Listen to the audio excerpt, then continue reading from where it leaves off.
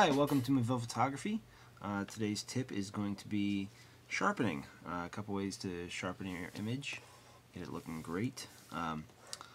Start off by showing you the standard, I'd say, unsharp mask in Photoshop.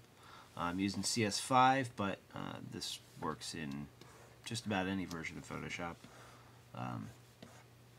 So you can see there's a couple different sliders here: amount, radius, threshold.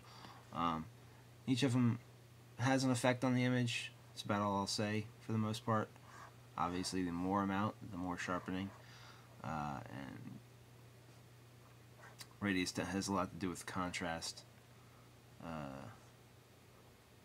of the image, and threshold does a lot with, however, with kind of masking the flatter areas back. So as you can see,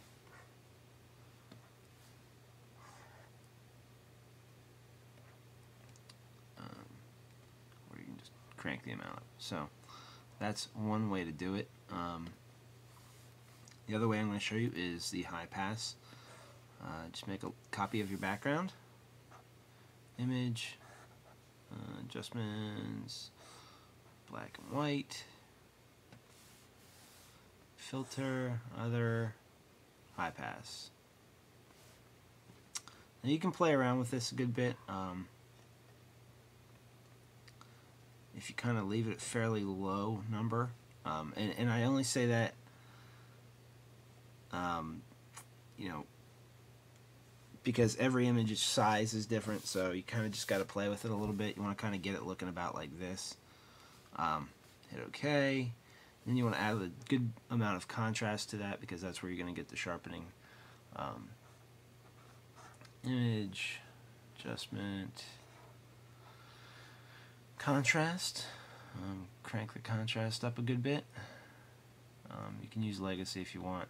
It tends to do a better job with contrast for this.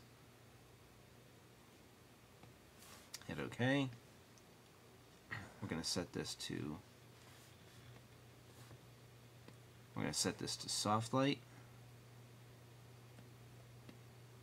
You can see it sharpens a lot. If it's too much sharpening for you, you can drop the opacity a good bit. But I'm going to leave it pretty high, and then what I'm going to do is I'm going to hold Option on a Mac.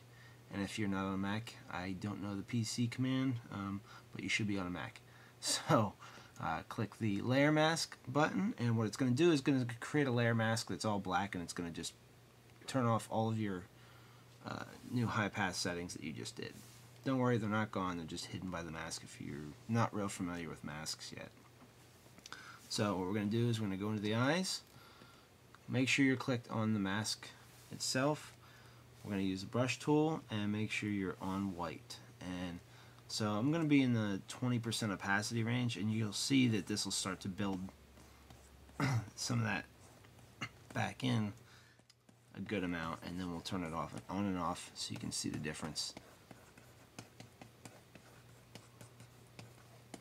And the reason I'm using a 20% opacity is because it really allows me to control where I want the most amount of sharpening to occur. So maybe we'll come down here and do a little bit more in the hair. Some of these strands of hair are fun looking.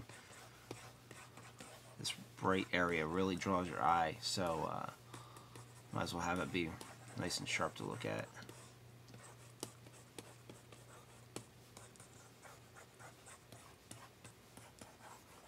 And I'm sure my beautiful wife won't mind me working on this photo of her for you guys today. But so easiest way to show you the difference is to actually just turn this layer on and off. See it? See those eyes pop right out at you there? Off, on. So they pop right out. Get a nice look. Again, if it's a little too much for you, you know, you can. Here's the mask. There's what it looks like, brushed in. You can actually just grab the black in your swatches, make that the foreground color, and then just go back in and paint over the areas that you don't want to have this filter done to them.